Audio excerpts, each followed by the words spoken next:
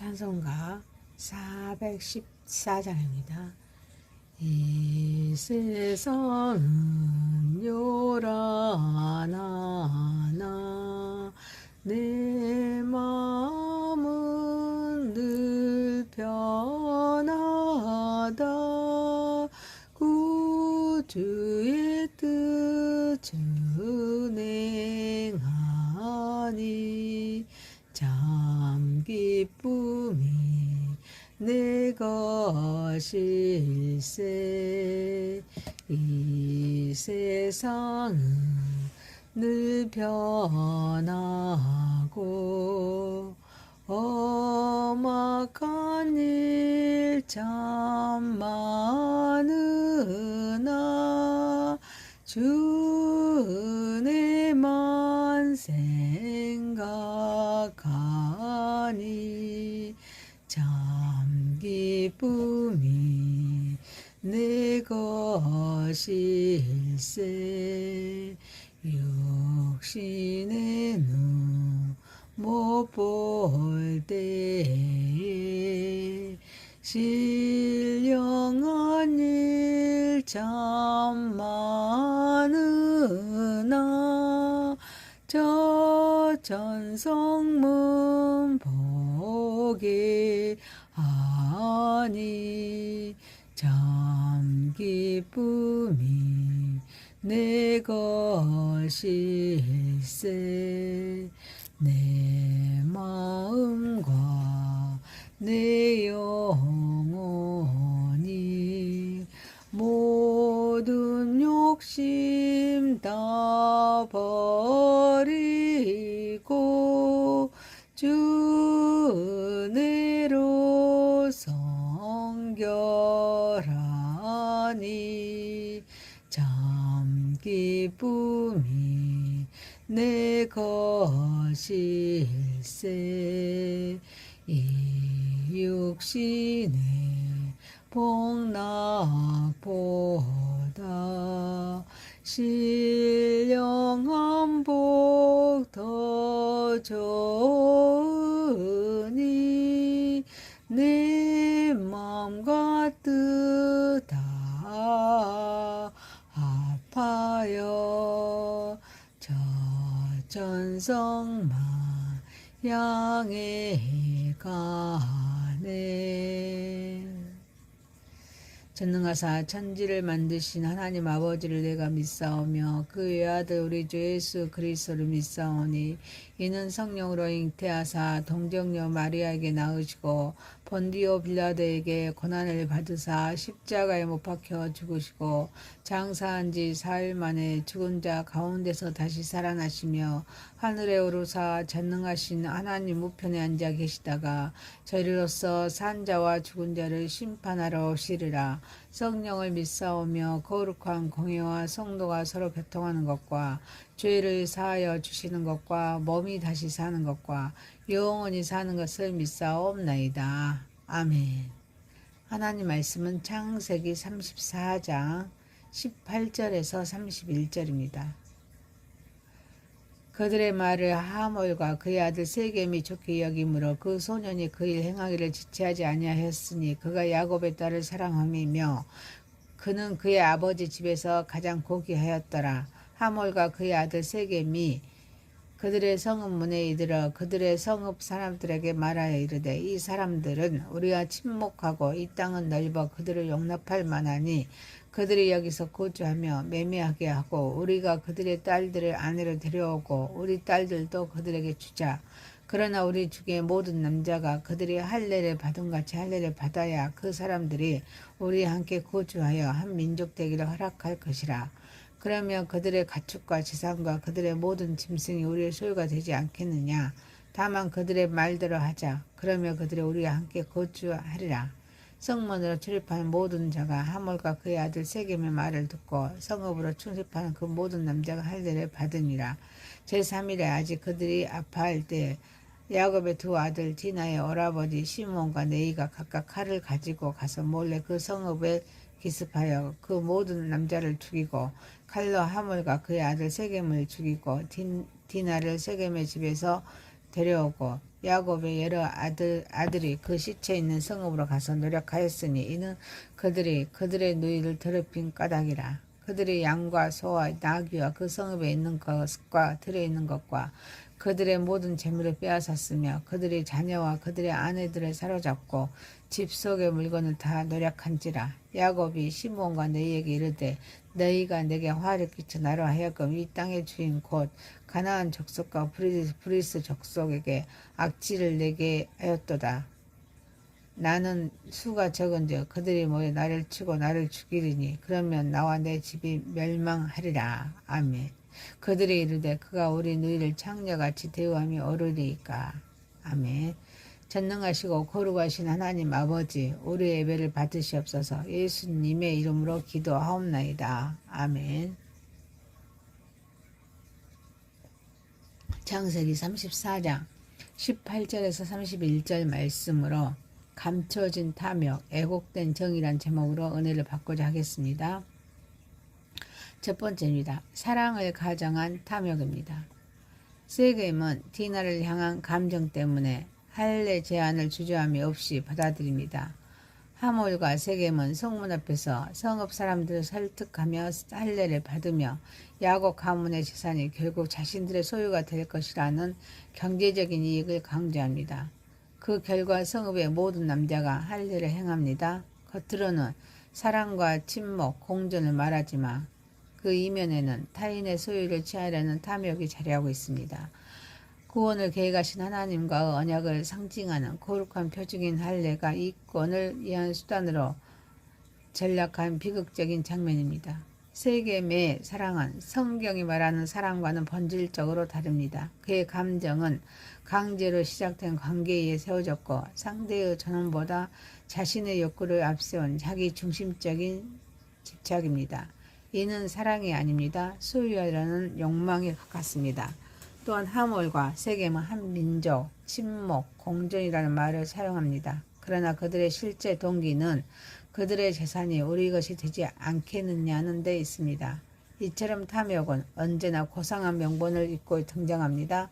이는 에덴 동산에서 뱀이 하나님같이 되리라 라는 매력적인 말로 유혹했던 구조와 본질적으로 같습니다.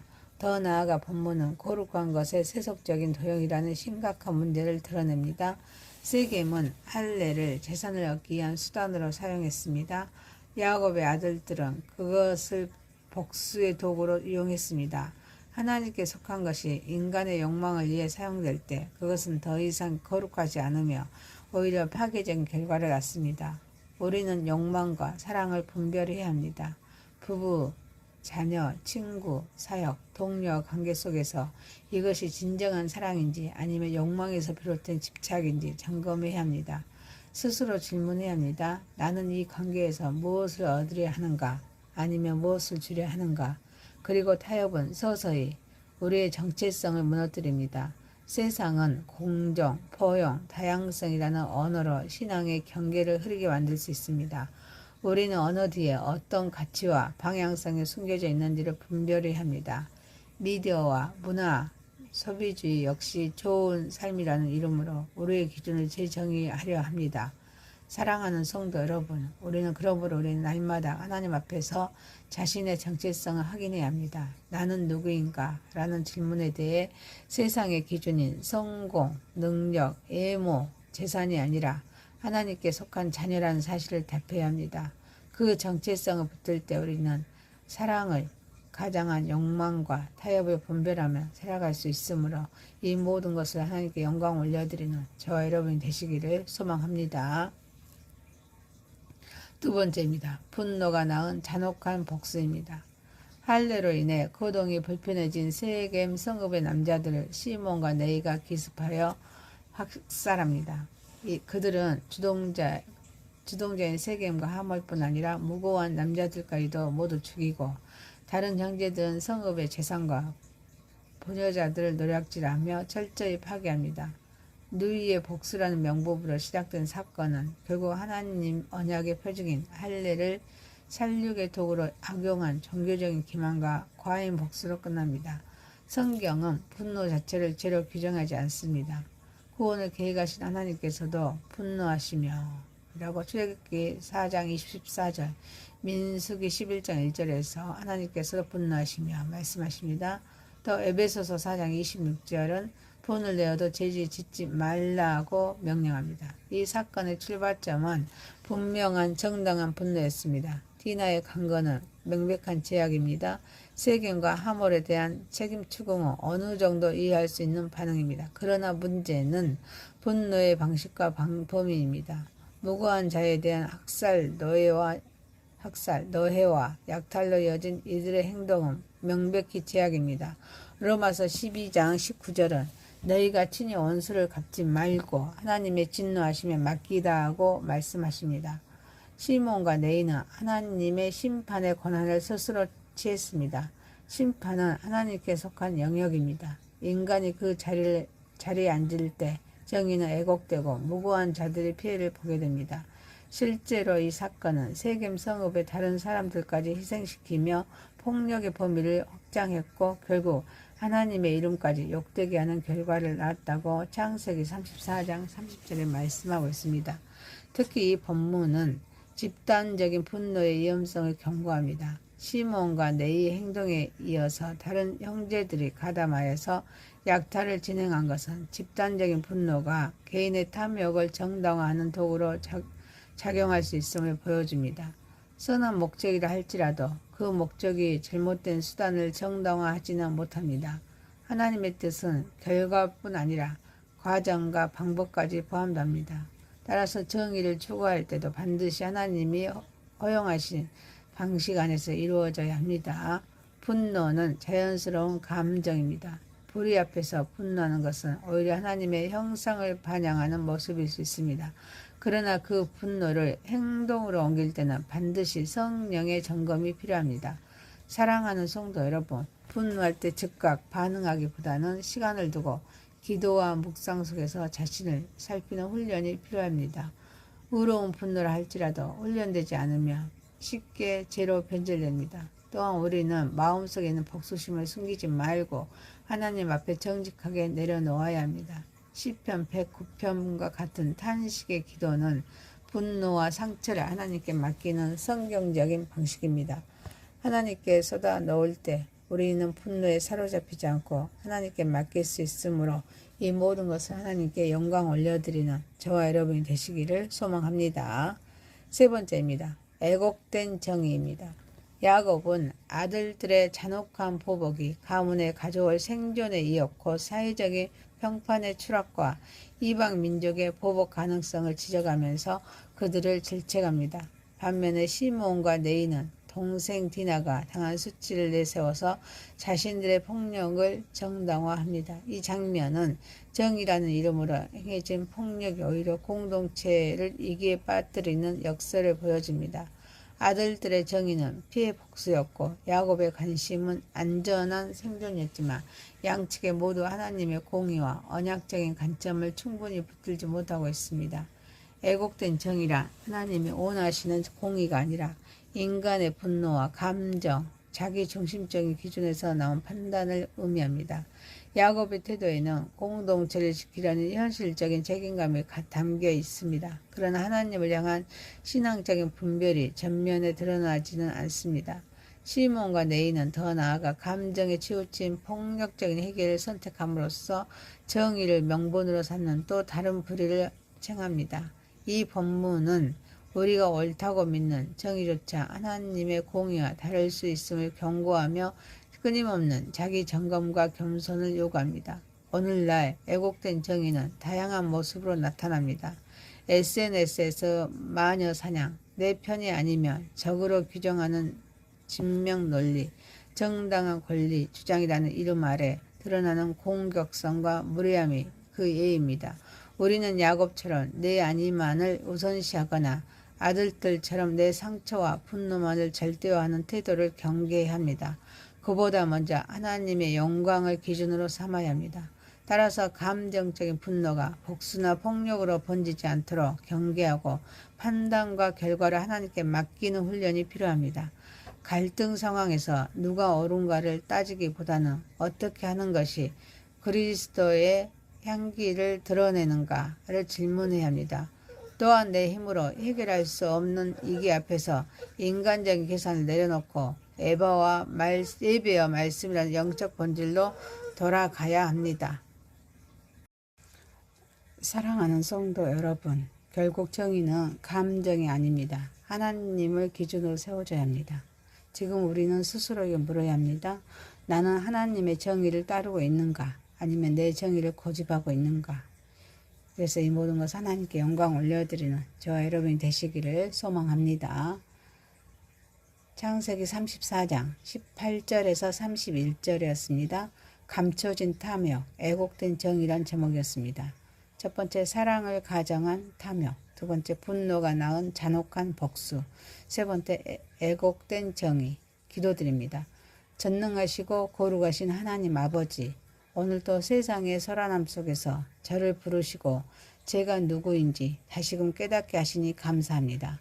세상은 끊임없이 성공과 애모, 재산과 능력으로 저를 평가하려 하지만 저는 그 모든 기준을 내려놓고 오직 하나님의 사랑받은 자녀라는 거룩한 정체성 앞에 섭니다. 주님, 제 안에 사랑을 가장한 욕망과 세상적인 타협이 고개를 들 때마다 주님께 속한 자라는 이 분명한 사실을 기억하게 하옵소서. 분별의 지혜를 주셔서 제 정체성을 흔드는 유혹으로부터 저를 지켜 주옵소서. 마음속에 일어나는 분노의 감정을 다스리기를 원합니다. 때로는 의로운 분노라 할지라도 제 서툰 감정이 앞서서 죄로 변질되지 않도록 저를 붙들어 주옵소서. 즉각적으로 반응하기보다는 잠시 멈추어서 기도와 묵상 속에서 자신을 살피는 인내의 훈련을 허락하옵소서. 주님, 제 안의 상처와 복수심을 숨기지 않고 정직하게 고백합니다. 시편 기자의 탄식처럼 저의 아픔과 억울함을 오직 주님 앞에 쏟아놓게 하옵소서. 제가 스스로 심판자가 되어 분노에 사로잡히지 않게 하시고 모든 정의의 기준이 나의 감정이 아닌 하나님의 말씀에 있음을 믿으며 온전히 주님께 맡겨드리게 하옵소서. 오늘 또 묻습니다. 나는 나의 정의를 고집하고 있습니까? 아니면 하나님의 정의를 따르고 있습니까? 저의 교만을 꺾어주시고 오직 주님의 공의와 사랑만이 제 삶의 기준이 되게 인도하옵소서. 예수님의 이름으로 기도하옵나이다. 아멘. 하늘에 계신 우리 아버지여, 이름이 거룩히 여김을 받으시오며 나라에 임하옵시며 뜻이 하늘에서 이룬 것 같이 땅에서도 이루어지이다. 오늘날 우리에게 일용할 양식을 주옵시고 우리가 우리에게 죄 지은 자를 사하여 준 것 같이 우리의 죄를 사하여 주옵시고 우리를 시험에 들게 하지 마옵시고 다만 악에서 구하옵소서. 대개 나라와 권세와 영광이 아버지께 영원히 있사옵나이다. 아멘. 감사합니다. 사랑합니다. 축복합니다. 찬송가 414장입니다. 이 세상은 요란하나 내 마음은 늘 편하다. 구주의 뜻 준행하니 참 기쁨이 내 것일세. 이 세상은 늘 변하고 험악한 일 참 많으나 주 은혜만 생각하니 참 기쁨이 내 것일세. 육신의 눈 못 볼 때에 신령한 일 참 많으나 저 천성문 보게 하니 참 기쁨이 내 것일세. 내 마음과 내 영혼이 모든 욕심 다 버리고 주 은혜로 성결하니 참 기쁨이 내 것일세. 이 육신의 복락보다 신령한 복 더 좋으니 내 맘과 뜻 다 합하여 저 전성만 향해 가네. 전능하사 천지를 만드신 하나님 아버지를 내가 믿사오며 그 외아들 우리 주 예수 그리스도를 믿사오니 이는 성령으로 잉태하사 동정녀 마리아에게 낳으시고 본디오 빌라도에게 고난을 받으사 십자가에 못 박혀 죽으시고 장사한 지 4일 만에 죽은 자 가운데서 다시 살아나시며 하늘에 오르사 전능하신 하나님 우편에 앉아 계시다가 저리로서 산 자와 죽은 자를 심판하러 오시리라. 성령을 믿사오며 거룩한 공예와 성도가 서로 교통하는 것과 죄를 사하여 주시는 것과 몸이 다시 사는 것과 영원히 사는 것을 믿사옵나이다. 아멘. 하나님 말씀은 창세기 34장 18절에서 31절입니다. 그들의 말을 하몰과 그의 아들 세겜이 좋게 여김으로 그 소년이 그 일 행하기를 지체하지 아니하였으니 그가 야곱의 딸을 사랑함이며 그는 그의 아버지 집에서 가장 고귀하였더라. 하몰과 그의 아들 세겜이 그들의 성읍 문에 이르러 그들의 성읍 사람들에게 말하여 이르되 이 사람들은 우리와 친목하고 이 땅은 넓어 그들을 용납할 만하니 그들이 여기서 거주하며 매매하게 하고 우리가 그들의 딸들을 아내로 데려오고 우리 딸들도